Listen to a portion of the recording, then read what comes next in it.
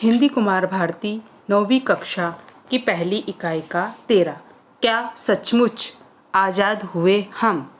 यह एक गीत है, कविता गीत के माध्यम से कही गई है। इसके कवि है कर्नल डॉक्टर वीरेंद्र प्रताप सिंह। इनका हम एक परिचय देखेंगे। परिचय: इनका जन्म 12 सितंबर 1956 बड़बिल उड़ीसा में हुआ है। इनका परिचय: कर्नल साहब राष्ट्रीय स्तर के ख्याति प्राप्त कवि है। आपकी रचनाओं में राष्ट्र प्रेम के साथ साथ सभी वर्गों और संप्रदायों को साथ लेकर चलने और सत्य को ठोक कर कहने की बात विशेष रूप से मुखर होती है। आपकी प्रमुख कृतियाँ: रक्तांजलि, बूंद बूंद की प्यास, काव्य संग्रह आदि। पद्य संबंधित स्वर पद से युक्त गान ही गीत होता है। इसमें एक मुखड़ा होता है तथा कुछ अंतरे होते हैं। प्रत्येक अंतरे के बाद मुखड़े को दोहराया जाता है। गीत गेय होता है। प्रस्तुत गीत के माध्यम से कर्नल साहब ने समाज में फैली विसंगतियों पर कुठोराघात करते हुए हमें वास्तविक आज़ादी का अर्थ समझाया है। जश्न कहीं हो किसी भवन में, डूबी जब बस्ती क्रदन में, तब आंधी चलती चिंतन में और प्रश्न उठता है मन में, क्या सचमुच आज़ाद हुए हम। पहले भी दुख दर्द कई थे, पर सब कुछ व्यापार नहीं था। संबंधों में अपनापन था, रिश्तों का बाजार नहीं था। खुशबू बसती थी खेतों में, पड़ते थे सावन के झूले। अब कागज के फूल सजाकर उन मीठे गीतों को भूले। तुलसी की चौपाई जलती जब उल्टी धुन के ईंधन में, तब आंधी चलती चिंतन में और प्रश्न उठता है मन में, क्या सचमुच आज़ाद हुए हम। कवि कर्नल वीरेंद्र प्रताप सिंह यहाँ कहते हैं। सबसे पहले मैं आपको जश्न का अर्थ होता है उत्सव और कद्र का अर्थ होता है रुदन, चिंतन यानी सोच विचार, खुशबू और सुगंध। यहाँ पर कवि कर्नल साहब यानी कि कर्नल डॉक्टर वीरेंद्र प्रताप सिंह कहते हैं कि भले ही कहीं किसी के यहाँ उत्सव का आयोजन हो, किंतु यदि पूरी बस्ती दुख में डूबी हुई है, तब चित्त को विचारकों के मन में भी विचारों की आंधी चलने लगती है तथा मन में एक वाजिब प्रश्न उठता है कि क्या हम वास्तव में आज़ाद हुए हैं। कवि के अनुसार आज़ादी के पहले भी लोग दुखी थे, लेकिन सब कुछ व्यापार नहीं था। पहले लोगों के संबंधों में अपनापन था, किंतु अब संबंध लाभ हानि को ध्यान में रखकर निभाए जाते हैं। पहले खेतों में एक प्रकार की सुगंध आती थी तथा श्रावण मास में पेड़ों पर झूले पड़ते थे। अब तो देश में आडंबर बढ़ता जा रहा है।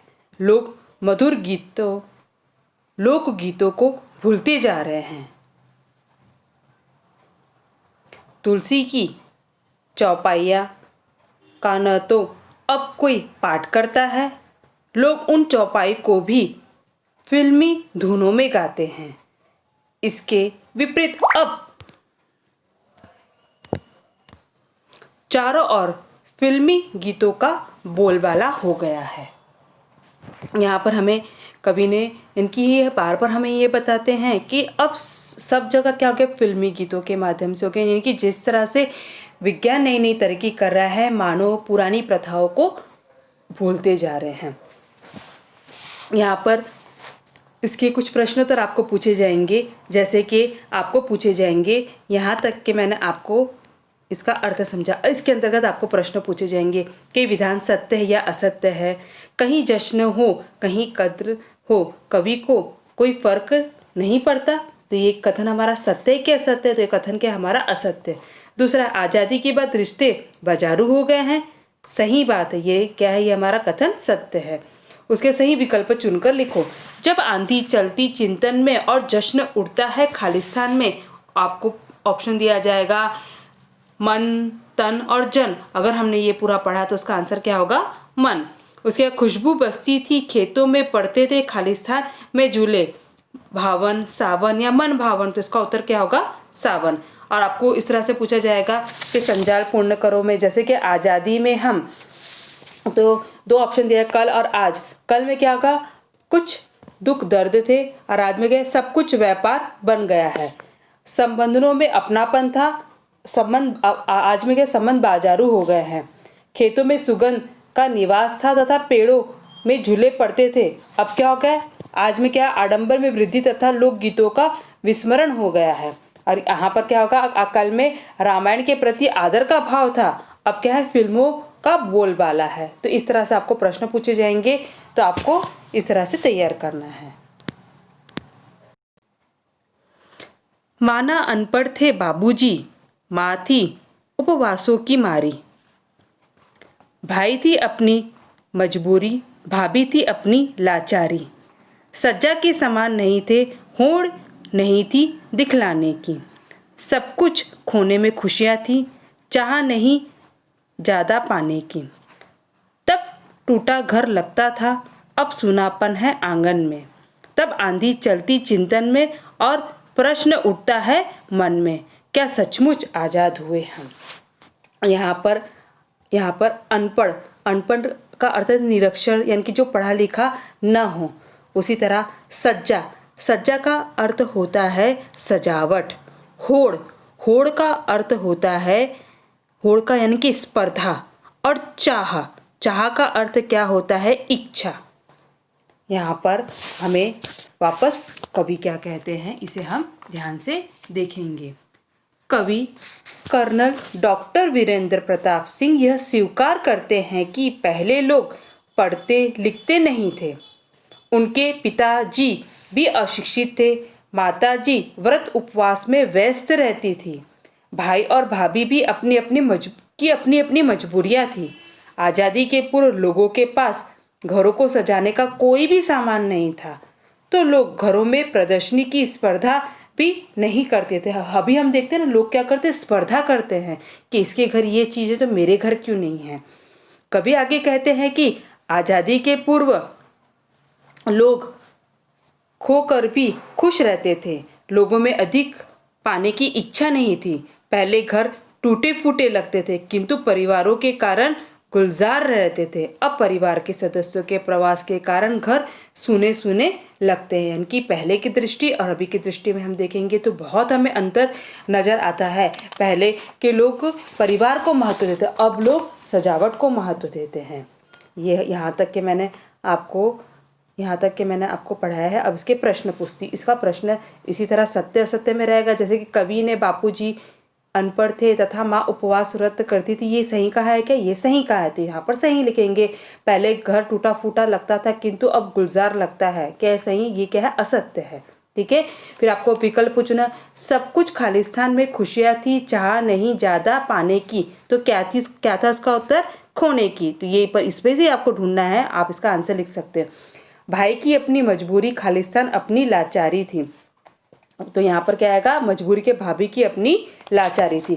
फिर आपको पूछा जाएगा घर वालों की स्थिति। अब यहाँ इस परिच्छेद के अंतर्गत हमें देखना है घर वालों की क्या स्थिति थी। तो घर वाले की स्थिति थी कि घर वालों की स्थिति में पहला का पिताजी अनपढ़ थे, माताजी व्रत उपवास करती थी, भाई की अपनी विश्वसता थी और भाभी की अपनी लाचारी थी। तो इस तरह से आप करोगे।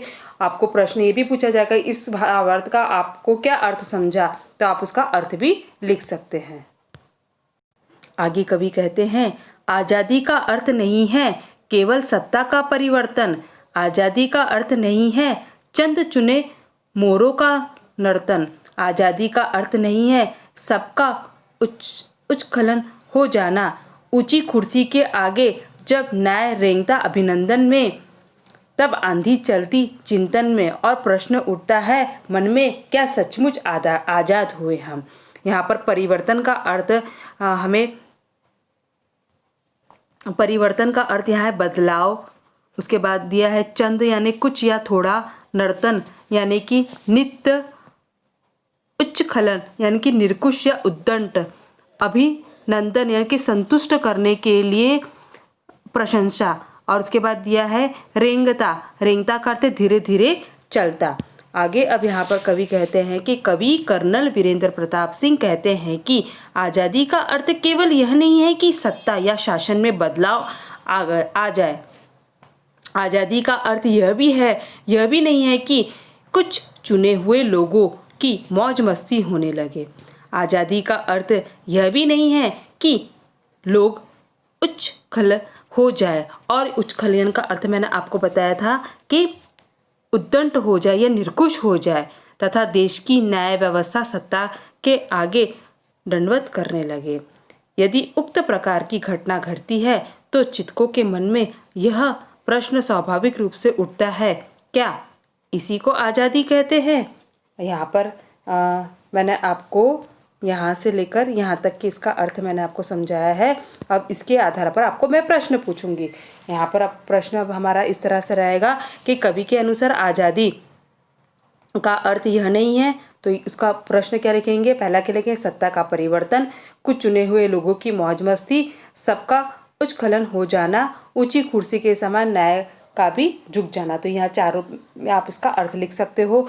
या फिर वही असत्य कथन या सत्य कथन में पूछेगा, आज़ादी के बाद न्याय ऊंची कुर्सी के समान झुक जाती है, सत्य के असत्य सत्य है। उसके बाद आज़ादी मिलते ही नेतागण अति विनम्र हो जाते हैं, ये क्या होगा, असत्य। विनम्र तो होते ही नेता नहीं। उसके बाद सही विकल्प चुनकर लिखो। आज़ादी का अर्थ नहीं है केवल खालिस्तान का परिवर्तन, तो क्या होगा, इसका उत्तर होगा सत्ता का परिवर्तन। आज़ादी का अर्थ नहीं है चंद चुने खालिस्तान का नर्तन, तो क्या आएगा, ये अगर हमने पढ़े तो उसका उत्तर आएगा मोरे। तो उसका भावार्थ आपको उसका अर्थ आना चाहिए, ताकि भावार्थ का अर्थ भी पूछो तो आप भावार्थ का अर्थ भी लिख सकते हैं। इस कविता की अंतिम जो गीत के रूप में प्रस्तुत किया गया है वह इस तरह से है। आज़ादी है खुली हवा के झोंकों का सबको छू जाना, आज़ादी है ओस सरीखी नर्म पत्तियों पर चू जाना, आज़ादी है इंद्रधनुष के रंगों का मिलजुल कर रहना, आज़ादी है निर्जन सा सबके हित की खातिर बहना, आज़ादी सब परिभाषितों को बंदिश सत्ता के निर्धन में, तब आंधी चलती चिंतन में और प्रश्न उठता है मन में, क्या सचमुच आज़ाद हुए हम। अब यहाँ पर सरीखी का अर्थ होता है समान, चुना यानी टपकना, निर्झरी यानी नदी या दरिया, खातिर के लिए, सत्ता यानी शासन।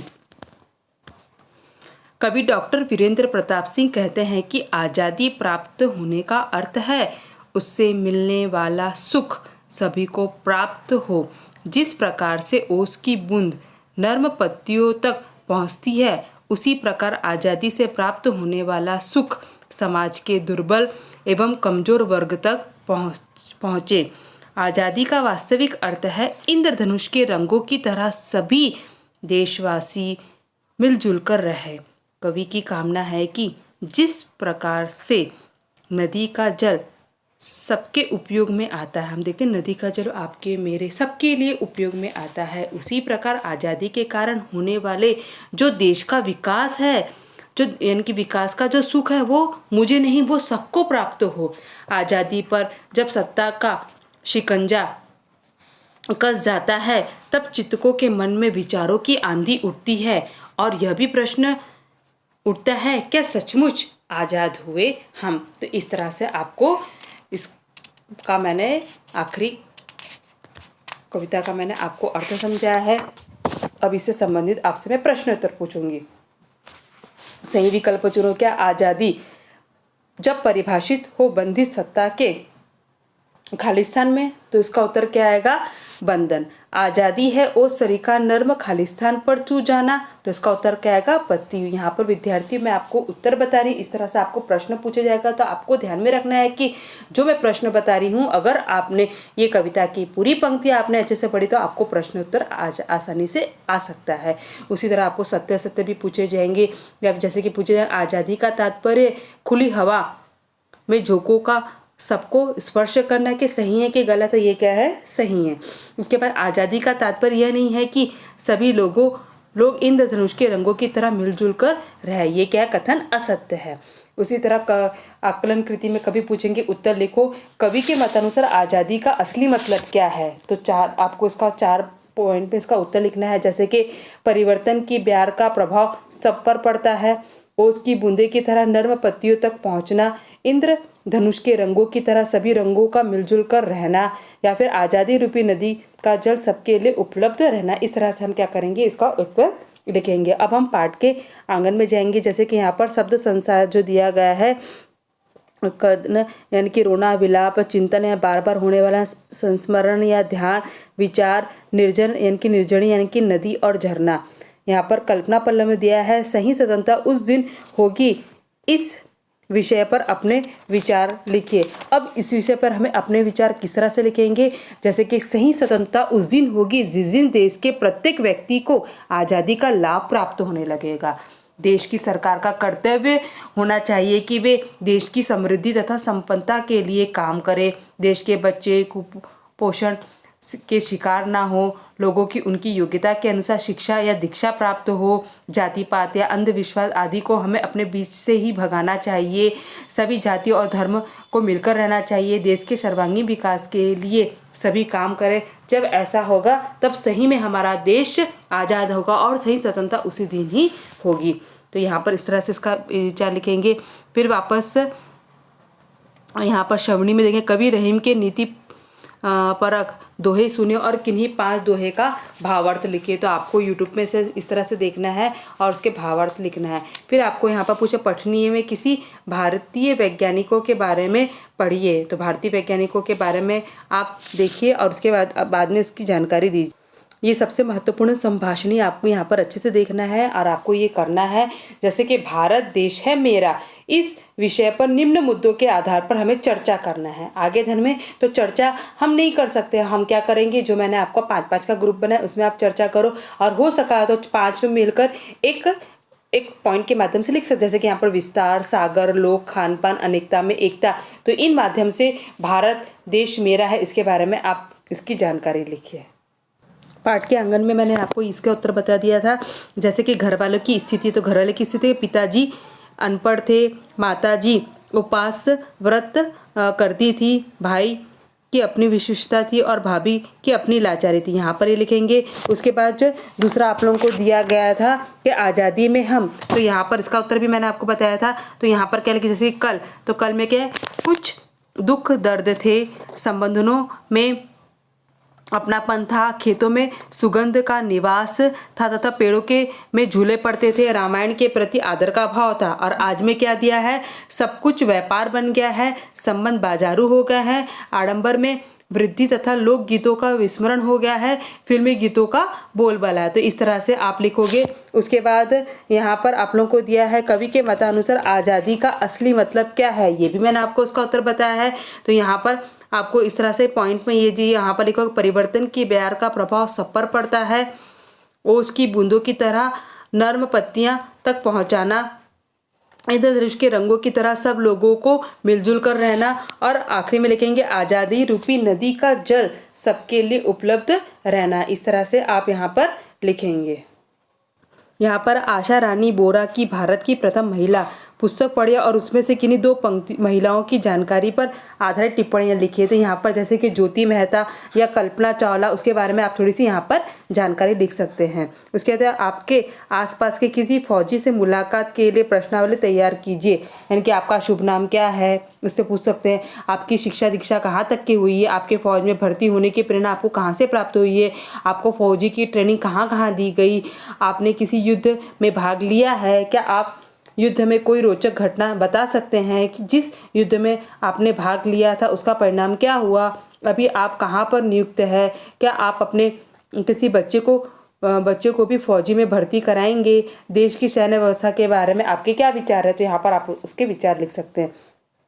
फिर यहाँ पर आखिरी है, क्या सचमुच आज़ाद हुए हम शीर्षक की सार्थकता स्पष्ट करिए। ये आपको मैंने जो समझाया है यहाँ पर आप लिखोगे, और रचना बोध के अंतर्गत आपने क्या समझा है वो आपको यहाँ पर लिखना है। यहाँ पर विद्यार्थियों, ये हमारी पहली इकाई का सिलेबस यानी कि प्रथम सत्र की मैंने आपको पूरी तैयारी कर दी है, और आपको मैंने इसमें जिस तरह से प्रश्न उत्तर बताया गया है आपको परीक्षा में इसी तरह से याद करना है, और रिवीजन की तैयारी आपको इस तरह से करना है।